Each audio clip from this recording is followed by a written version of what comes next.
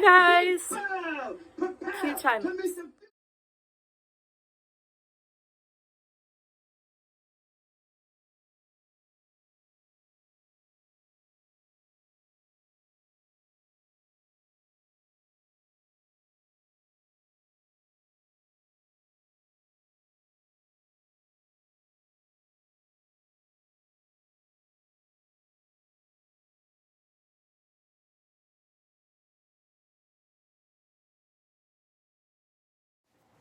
Hi guys! What up? It is currently 8:40. 8:40. Yeah, start my next vlog. And we're gonna cue time lapse now.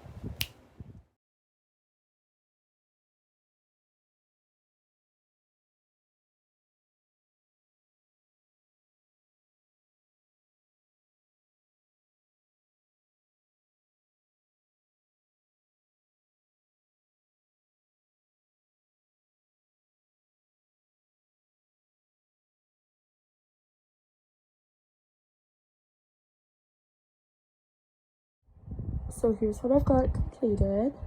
The other half in here. Yeah, in theory I do. Somewhere in there, I don't know. Hi! So it's currently bedtime. But I just wanted to show you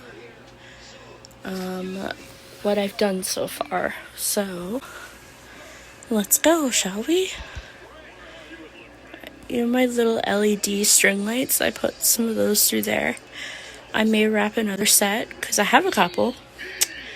And then like do more leaves with it and make it look really nice and pretty. Started my quote wall. I have a bunch still to put on there, but I just got tired and I'm like really tired tonight. So I didn't do that. But updated my pictures. Because I remember how I was like doing it earlier and like how I did that. Like the quote wall with the separate behind it, and it looks better. Anyway, so I'm gonna do that with...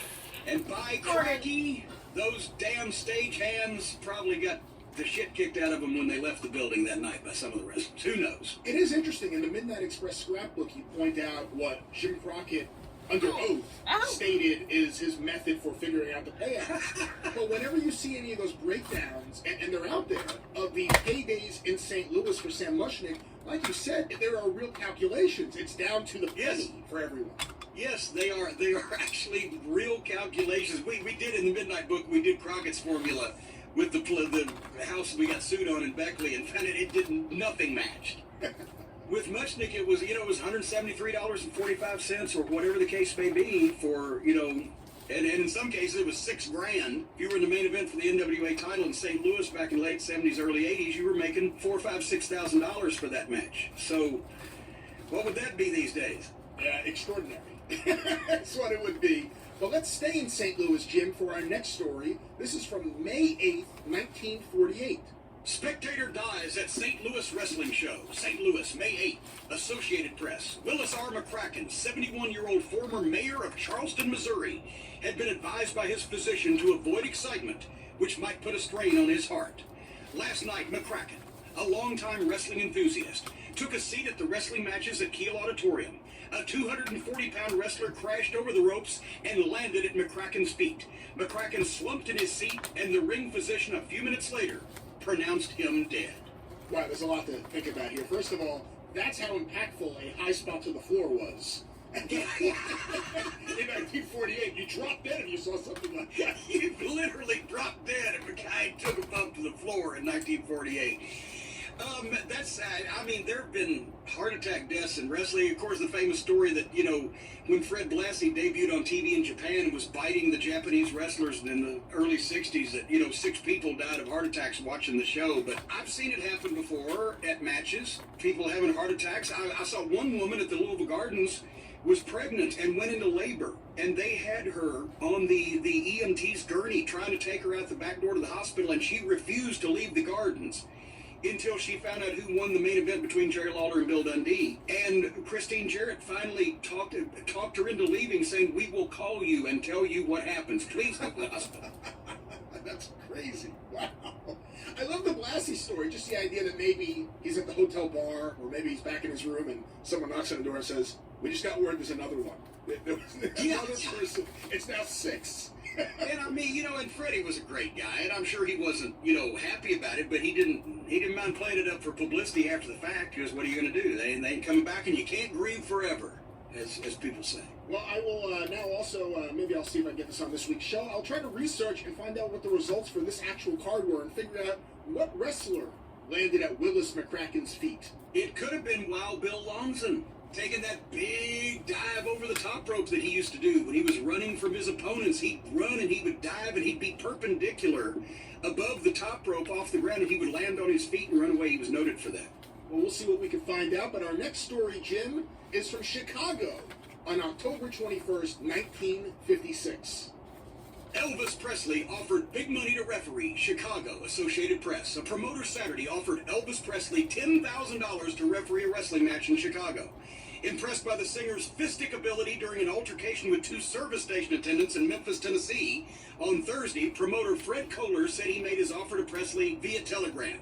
Kohler said the match he has in mind is a return bout between Hans Schmidt, United States heavyweight champion, and Wilbur Snyder of Woodland Hills, California. Schmidt defeated Snyder in a match in the International Amphitheater in Chicago on October 19th.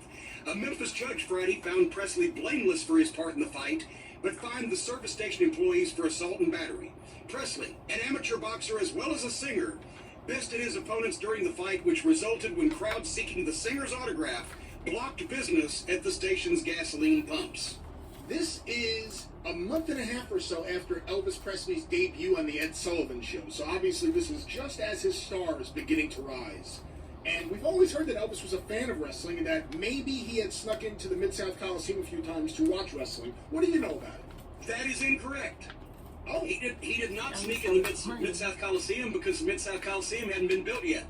But he used to have Guy Coffey, who was the manager of the Ellis Auditorium where the matches took place in Memphis from, the dawn of time until 1972. Guy Coffey would arrange to, once the matches started and the lights were down, he would sneak Elvis there. The Ellis Auditorium had an arena side and then had a stage in the middle, and on the other side, so theoretically you could have like a symphony concert going on one side, and there was this huge curtain, weighed tons, that stretched across, and it was like a sound baffler, and you would have wrestling matches on the other side.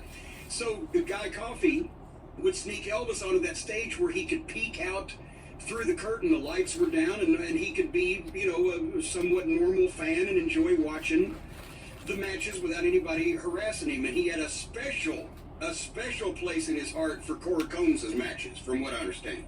Well, was it Penny Banner that they say he dated? Penny Banner dated him for a while, yeah, I believe. As a matter of fact, that was early on in his musical career, and before she got with Johnny Weaver, as well as Johnny Weaver probably beat Elvis up. But yeah, the stories have been out there from the books written in the 70s by the Memphis Mafia after he died, where Elvis liked to get a couple girls down in the jungle room and watch them wrestle, right? So, yeah, it was a big deal for Elvis back then. That's where Andy Kaufman got it from, obviously. There you go. Do we know, did he ever meet, or do we know anything about what he thought of Jerry Lawler, the king of Memphis wrestling? They were actually, when Elvis, they were actually trying to put something together. Because, Elvis did the karate thing and everything, and Lawler and Jarrett were actually trying to put something together. I don't know whether it would have ever come off or not, but when he died, because, see, remember, Elvis died in, what, 77? Yeah, August of 77, I believe. Lawler gets over as the king in 74 is when he started calling himself the king, because that's when Bobby Shane gave him the crown. Well, he had the run as a main event star with Jim White in the tag team end of 72 and all through 73, and they set the attendance records, and then Jarrett broke him off as a single and started giving him the push, and he still didn't call himself the king. But then, as he got over through that year and had the world title match with Briscoe and sold out a bunch of shows at the Coliseum, he went to Florida, and Bobby Shane gave him his first crown and said, "Good gosh, you're from Memphis. You should be the king. Elvis Presley king, Jerry Lawler." And so for 75, 76, he was the other king of Memphis, and he was getting big enough, and obviously Elvis knew who the fuck he was, and because he was in the papers all the time. But Elvis and probably Colonel Tom Parker probably thought, oh, this fucking wrestler, he's trying to take some steam away from my boy or whatever. But Lawler was getting big enough in Memphis by that time that there would have been a face-to-face. There would have been something for charity. There would have been some kind of news thing. There would have been a face-to-face, but Elvis died right as Lawler really was getting that notoriety around town outside the wrestling fans. It certainly would have been bigger than his confrontation with Adam West, and that is saying something. Okay. The evil Super King. Kenny pointed out something I had never actually thought about when he was on the New Year's show, and that was that before he was the king, Lawler was actually really hickish. You know, he would call people son, and he was very much a Southerner. Real Southern. He was real Southern. And then he got that crowd, and all of a sudden, the accent went away. Well, plus, I mean, he was only, 22, 23 years old when he's doing his first wrestling promos, and so, you know, he had to grow up a little bit. But, yeah, you could always tell it was there, but a little bit of the accent got lost by the mid-'70s. For our next story, Jim, let's go to Ocean Park, California, March 22nd, 1946. Temple family shuns brother who is wrestler. Hollywood, March 23rd. United Press.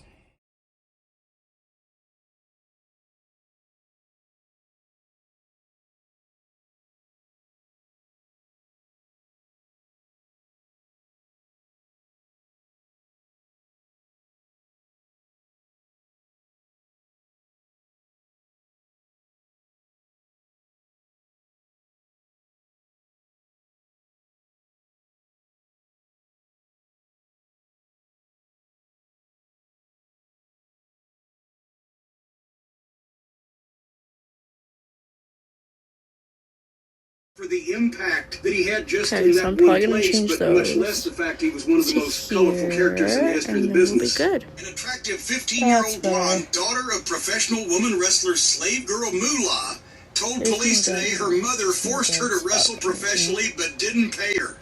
A neglect warrant was issued for the mother, That's better. Mrs.